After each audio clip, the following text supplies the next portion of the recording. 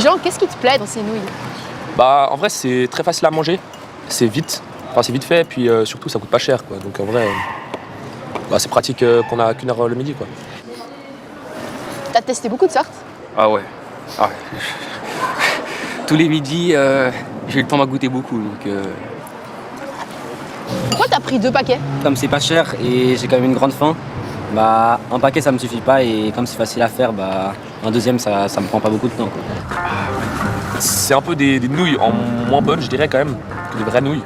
Mais après, la sauce, ça va. C'est une sauce un peu basique. Donc, c'est un peu difficile à décrire. C'est très salé. Puis ça a goût un peu de soja la plupart du temps. Ou poulet, porc, quoi. Et toi, Jules, pourquoi t'as commencé à manger des nouilles? j'avais un peu la flemme, je voulais rentrer vite pour manger et pouvoir faire plein de choses chez moi. Du coup, je me faisais ça. J'avais juste besoin de l'eau, surtout que j'étais pas très bon cuisinier, quoi. Du coup, c'était rapide, simple. Et j'étais sûr que j'allais bien manger, quoi. J'allais pas faire cramer les pâtes. Et d'après toi, c'est fabriqué comment ces nouilles? C'est une bonne question, ça. Je sais pas, moi. L'an passé, elles ont battu tous les records. 121,2 milliards de paquets consommés sur la planète. La championne du monde, c'est la Chine, qui mange 45 milliards de paquets par an. Mais d'où vient ce goût asiatique qui semble presque addictif? Certaines semblent tout droit sorties d'un manga, avec des listes d'ingrédients longues comme le bras et de jolies photos sur le devant, qui paraissent un peu trop belles pour être vraies. On a pris nos nouilles direction l'alimentarium pour en apprendre un peu plus sur ce goût difficile à décrire qui porte un nom mystérieux, l'umami. 서양에는 감칠맛이라는 표현이 없어서 우마미라고 합니다. Alors l'umami, c'est une saveur, effectivement, quelque chose qu'on va percevoir sur notre langue, qui a été définie comme étant maintenant une 5e saveur, donc vraiment une nouvelle saveur. C'est une saveur qui provient de composés qui sont dans nos protéines, qui sont dans la matière vivante. C'est une saveur particulière, donc qui n'est ni le sucré, ni le salé, ni l'acide, ni l'amer. Une saveur identifiée en 1909 par le chercheur japonais Kikunai Ikeda. Ikeda a surtout compris d'où vient le goût umami, le glutamate. Ikeda a réussi à le fabriquer chimiquement, sous forme de cristaux à saupoudrer sur les plats, comme du sucre ou du sel. Ikeda a commercialisé son produit sous le nom d'Ajinomoto. On a ici du glutamate, donc c'est ce qui nous donne ce goût umami. Ajinomoto. On sait ce que ça veut dire? Alors, a priori, c'est l'origine du goût. Vous allez notamment retrouver des tomates séchées. On va être sur du parmesan qui va nous donner cette saveur umami au plat. Ici, j'ai pris une soupe de légumes toute simple. C'est que du légume, butternut, carottes, panais.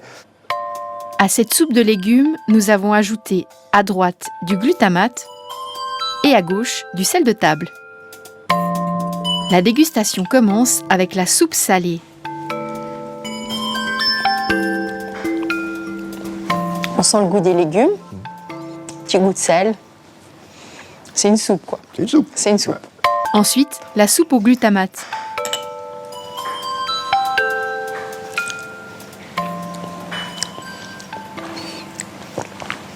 Ok, je comprends. Ça, c'est une soupe plus. C'est une soupe améliorée. On a rajouté une dimension sensorielle. On a enrichi un petit peu le plat en lui donnant cette saveur en plus. Le glutamate donne très envie de manger l'aliment qui l'assaisonne. Voilà pourquoi nos nouilles asiatiques en contiennent presque toujours. Ça les rend inoubliables pour nos palais. Mais le mot glutamate fait souvent peur aux consommateurs qui lui associent toutes sortes d'effets nocifs pour la santé. Maux de tête, palpitations cardiaques, nausées, certains parlent même d'un effet neurotoxique. Dans une épicerie japonaise qui propose des nouilles d'un peu partout. Ceux-ci viennent de Corée, par exemple. Toute cette rangée-là vient du Japon. Celle-ci, ainsi que les petits paquets ici, ça c'est fabriqué en Europe. C'est des marques japonaises, mais fabriquées en Europe. Les nouilles importées du Japon n'ont pas le droit de contenir de la viande. Pourtant, sur les paquets, les belles photos de bœuf ou de poulet ne manquent pas. Par contre, les nouilles coréennes sont plus facilement importables. Ils ont des certificats qui démontrent la traçabilité de tous leurs produits. Donc, pour cela, nous avons ces nouilles coréennes qui contiennent justement du poulet ou d'autres produits animaux. De plus en plus, les nouilles coréennes ont du succès auprès des jeunes. Elles sont très piquantes. Mes filles, parfois, elles se filment en train de manger des nouilles très piquantes et puis voir l'effet que ça fait, enfin ce genre de choses. Puis après, ça donne envie de goûter ou de tester ou de se challenger sur ces différents goûts. C'est ta gauche qui te choque.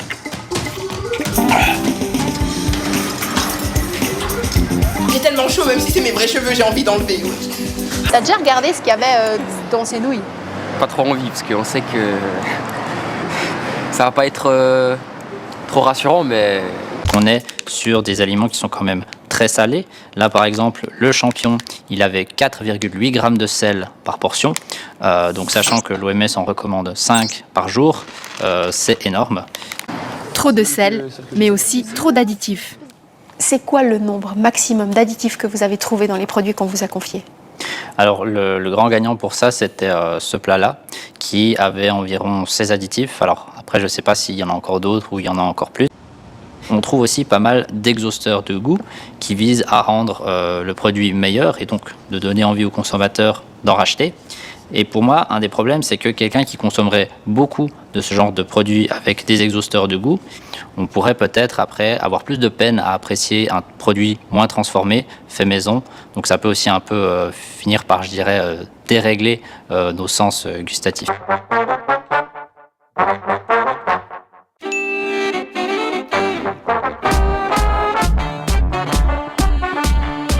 Oui, 그렇지?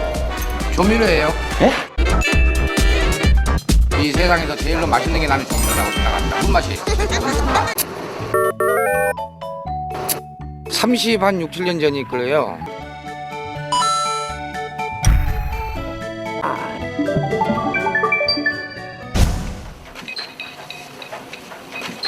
조미료를 과양 복용해서 위위 문제도 상당히 심각해지고 있는 것 같고 또 당뇨병도 악화되는 요인이 된 것 같고 또 버거시병도 악화되는 요인이 된 것 같습니다. 그래서 절대 중단을 해야 합니다. Vous avez trouvé jusqu'à combien de grammes de graisse par portion, par produit? Alors la plus grande quantité, c'était celui-ci, qui sont en fait des nouilles instantanées à la carbonara, où on était sur 20 grammes de graisse. On est sur quelque chose qui fait très, on va dire, innocent, qui est tout rose, tout mignon, mais quand on regarde derrière le packaging, ça fait un peu moins sourire. 5 ribonucléotides disodiques, triphosphate, délalanine, tocophérol, dioxyde de silicium, E414, etc., etc.